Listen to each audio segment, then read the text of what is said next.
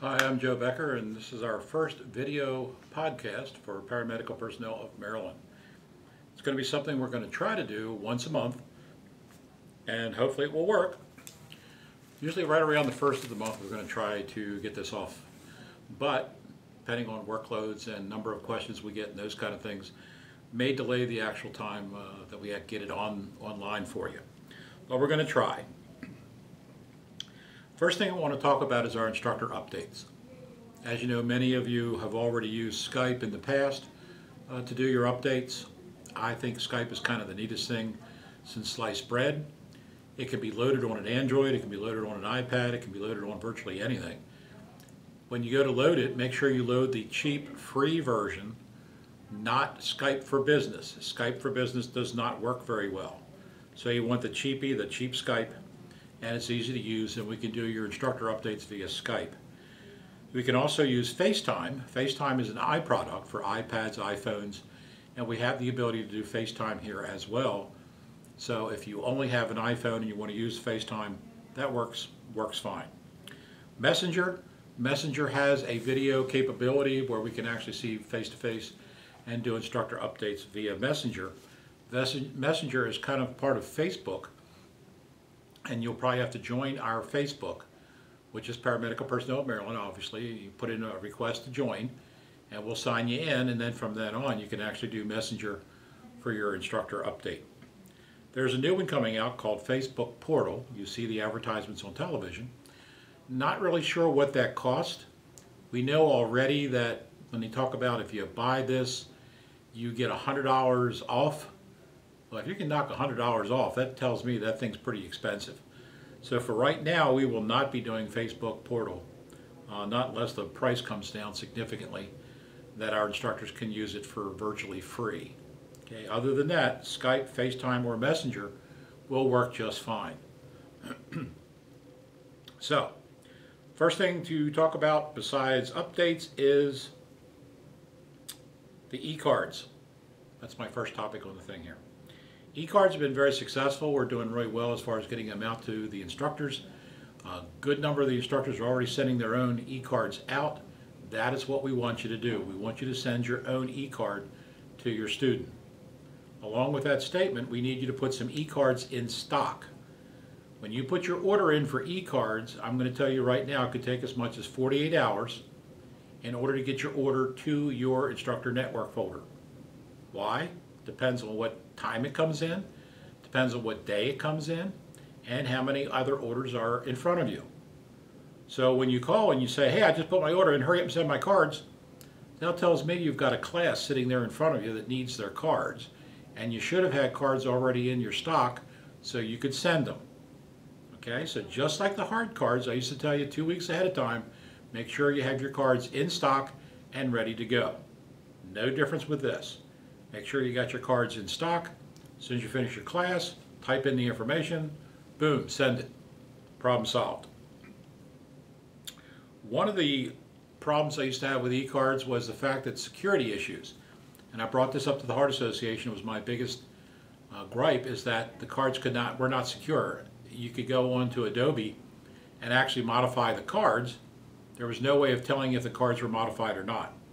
Well, they solved that by putting a Q barcode on the card. And that's that little square barcode that you see. If you load the app on your phone, and again it's a free app, to be able to read those barcodes, you take your phone, put it over that barcode, and you can see what the original certificate is supposed to look like. Which means, you take your phone, you put it over the barcode, and the phone tells you that that's Mary Smith's card, and yet you look at the card and it says John Smith or John Doe. Okay, something is definitely wrong, and you want to report that immediately. Remember, that's a fraudulent card. That's fraud, and fraud for a licensed individual is pretty serious. You can lose a license because of a fraudulent CPR card, which is absolutely insane. Take the class, redo the course. It's so insane to lose a certification because you failed to do a CPR card or you tried to fraudulently create a CPR card. So no common sense at all involved there. The question we're getting now is, what about this administrative fee? Well, we started off doing your cards for you The primary reason for that was, one, to make sure that the e-cards are in fact working the way we were promised, and they are. From what we found, a few little glitches here and there, we figured out how to solve those, and so now it's fully operational. Now that it's fully operational, we're turning those cards back over to you to send your own cards.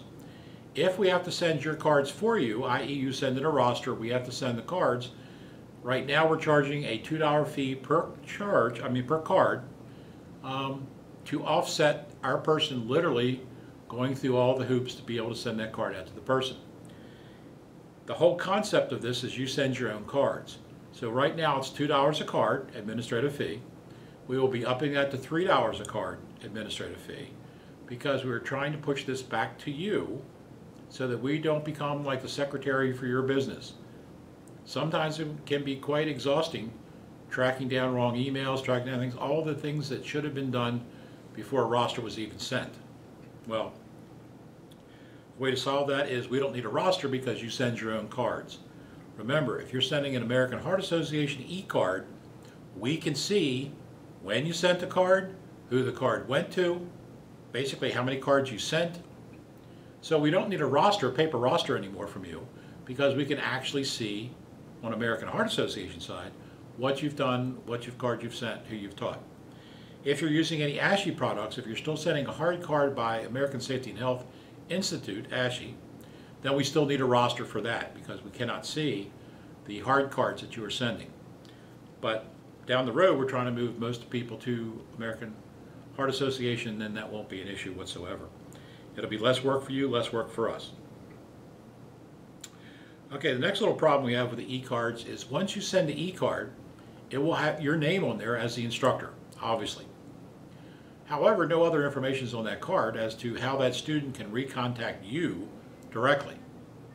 So, when they call in, hey, I need another CPR class, it's been 2 years, if they can give us the name of the instructor, i.e. if they still got the card, we can send them right back to you. If they don't have the card, we're going to tell them to go to their email, pull the card back up. As you know with anybody, there's a good chance they've lost everything. Or they can't get into their email, or they've lost the email, their computer blew up, it was taken by aliens. Yeah, there's 101 different things that we hear all the time. So in that case, if their card is in fact missing and they can't recover it for whatever reason, then it would be nice that if you had some type of marketing tool to them. As you know, we hand out coffee cups to our students so they remember who to call back again when they need a class.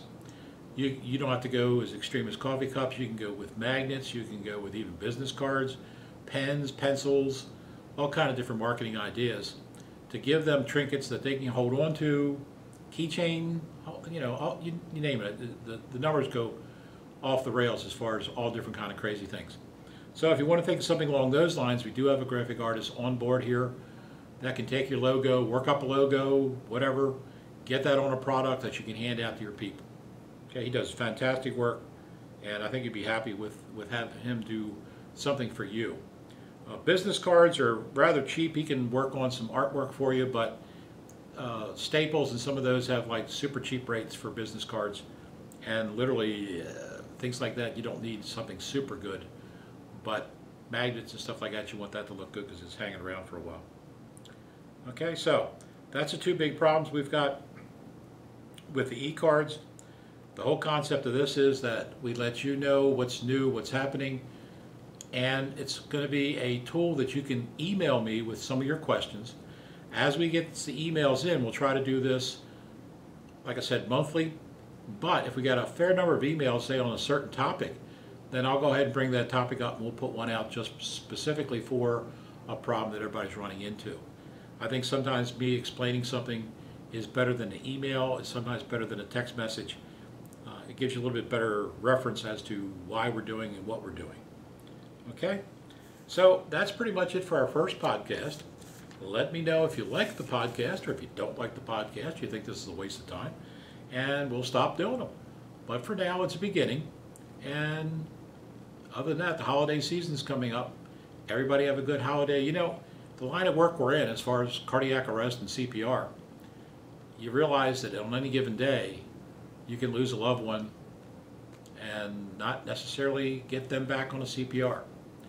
but at least the effort's there. So take the time to spend with loved ones and share some time, because every minute is so valuable in today's world.